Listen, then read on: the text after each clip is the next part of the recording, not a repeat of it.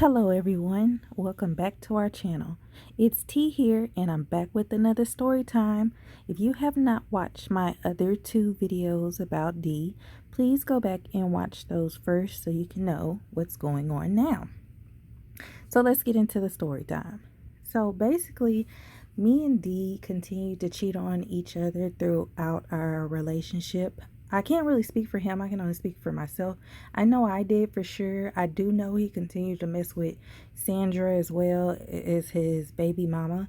I continue to mess with other people emotionally. I could never just give in to the physical part of it or the sexual part of it. I just couldn't do it. But we did continue a relationship.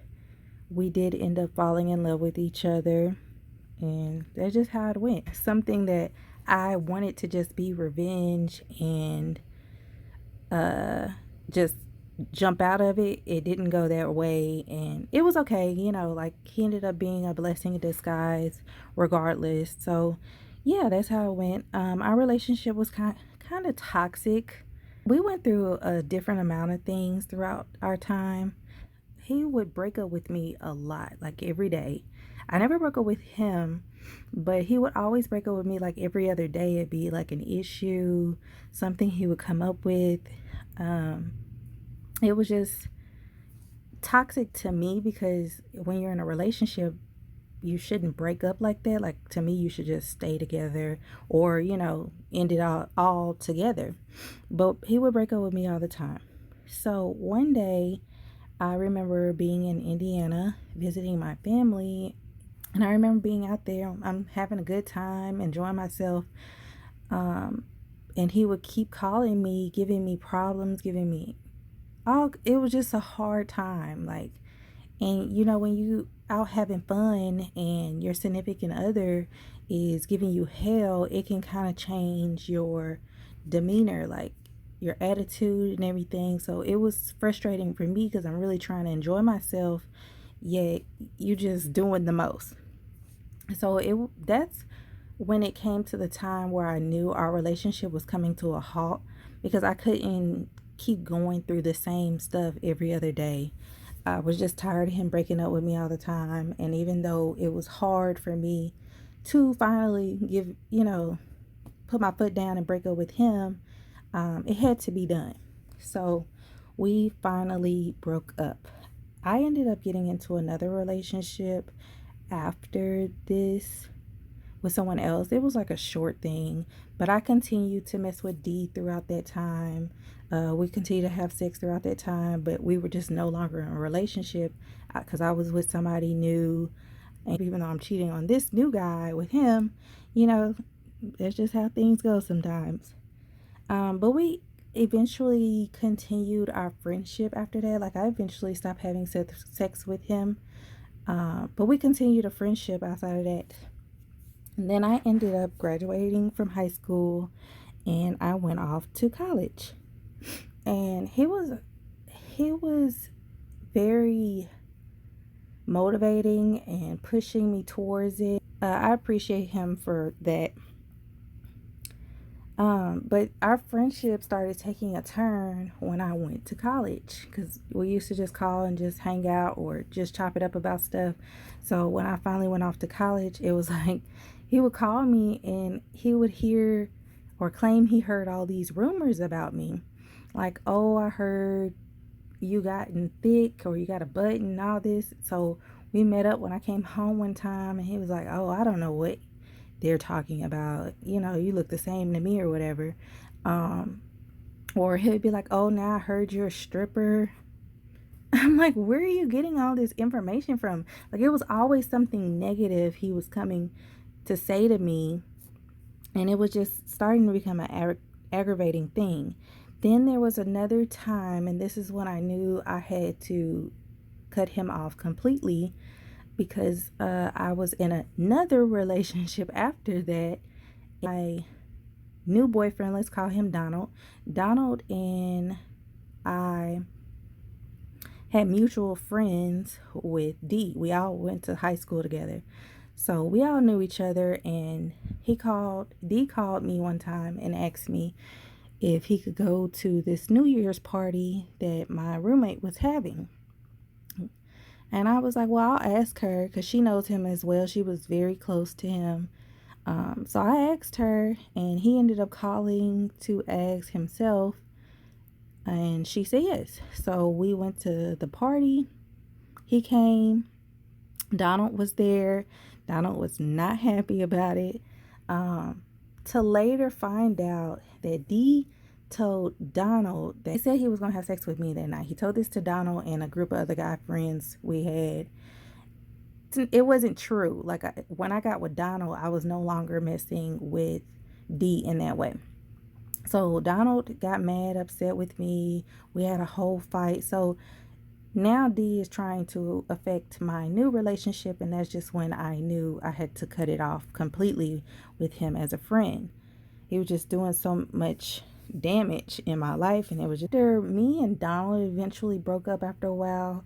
Me and Dee continued to be friends again, and he was still giving me the same BS he was always giving me, like, oh, rumor this and just all kind of crazy stuff. So now I'm talking to a new guy at in college, giving him all my time, my attention, and everything. And one time Dee called me about another rumor, and I was like, you know what, this is it. Like, I gave you several chances. I just can't continue to be friends with him. Mind you, I didn't have this conversation with him prior to me coming up with this. I didn't feel like it was needed, but I had decided one night I'm just no longer gonna answer his phone calls. So one day, I remember very vividly, I was driving down the street and passing Kroger. And I remember Dee calling me, and I looked down at it and I was like, nope, you told yourself you're not going to answer his phone calls anymore. Like, we're just going to leave it here. So I didn't. I just left it alone from that point. So I want to say this was a day or so later. It couldn't have been no more than a week. It was like a couple of days in between this time. So I get a phone call from one of my friends who knew Dee. We all went to high school together, and she was like, did you hear the news about Dee? And I'm like, what are you talking about? And she was like, well, I heard he's missing. And I was like, no, it's not true.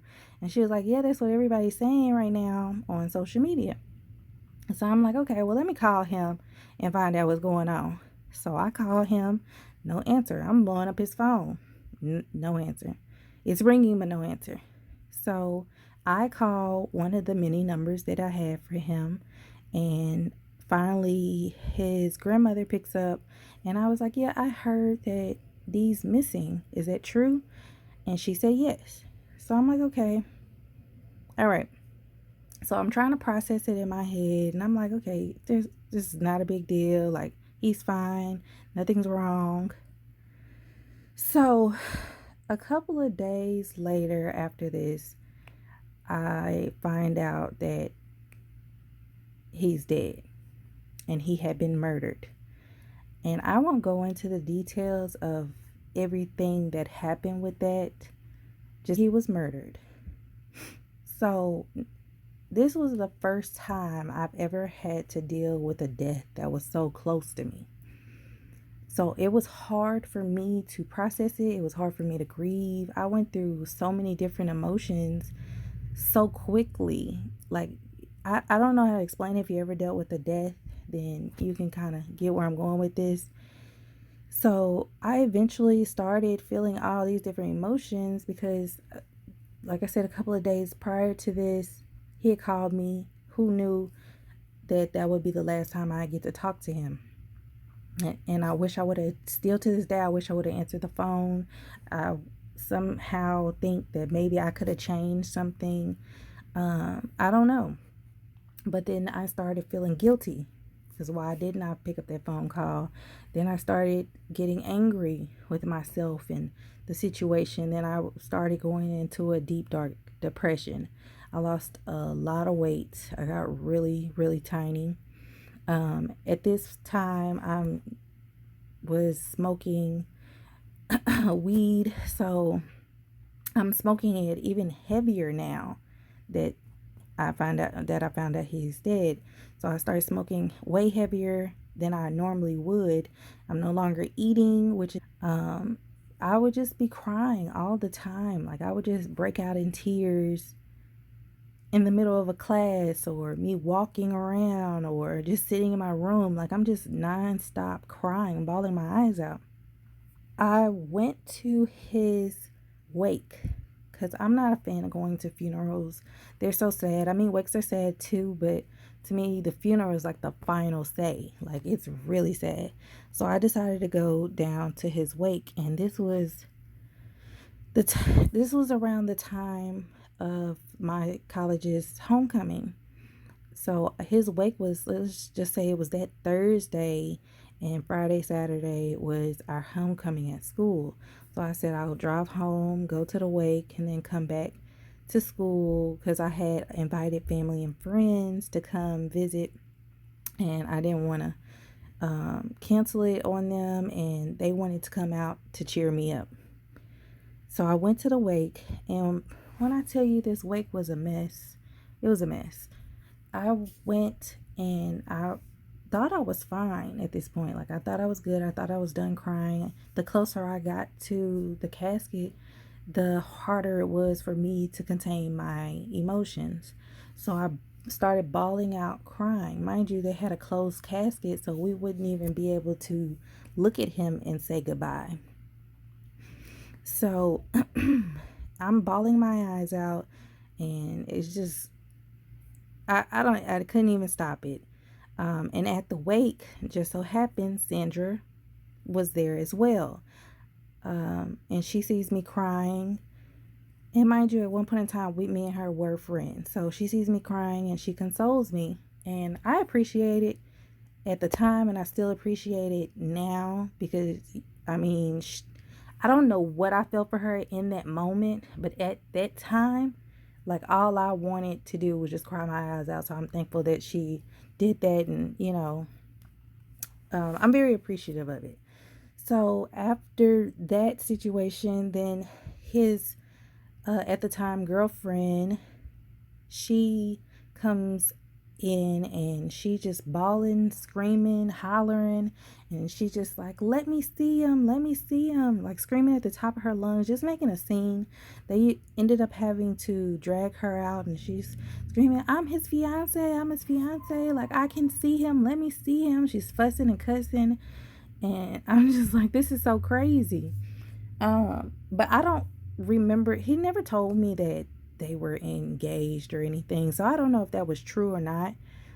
So now the wake is over. I'm walking outside. I'm getting ready to go, but I'm, saying my last goodbyes to, friends from high school who we, all the mutual people we knew.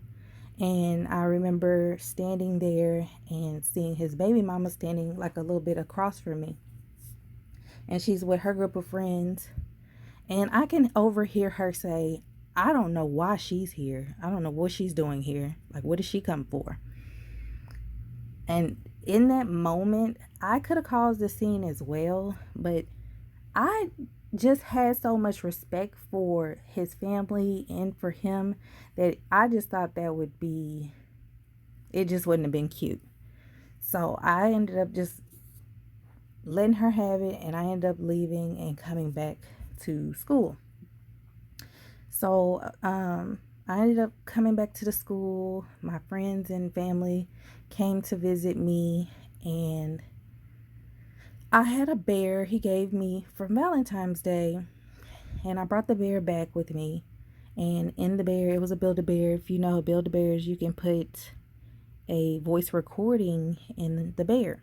So in the bear that he gave me, it's I love you very, very much.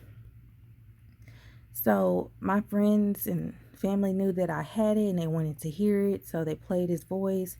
And it was like every time that they played the recording, it just felt like a jab in my body every time that I heard it. It was just killing me more and more. But I'm still trying to hold it together, get ready to go to this party.